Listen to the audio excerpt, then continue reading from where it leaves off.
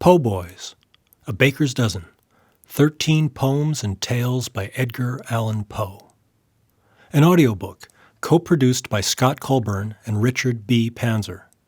Recorded and edited by Scott Colburn and narrated by Richard B. Panzer. Special thanks to Susan Little for her help with editing. Audiobook graphics by Misha Dion.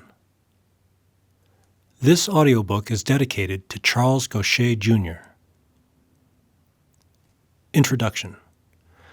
This audiobook gives various voices to Poe's writings.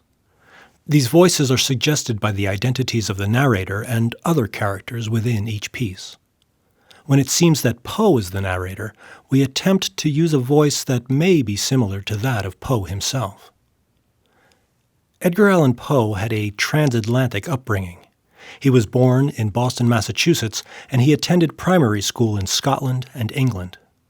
At age 11 years, he moved to Richmond, Virginia, where his education continued through high school and 1 year of college at the University of Virginia, where he excelled in his studies of French and Latin. Edgar Allan Poe is said to have spoken with a southern United States drawl, in a soft voice that was, quote, not deep, end of quote. Given his background, however, Poe may have been able to speak with various accents. If he did not do so with his speaking voice, certainly his writings suggest a melange of accents. Persnickety listeners will find errors here and there in these transcriptions.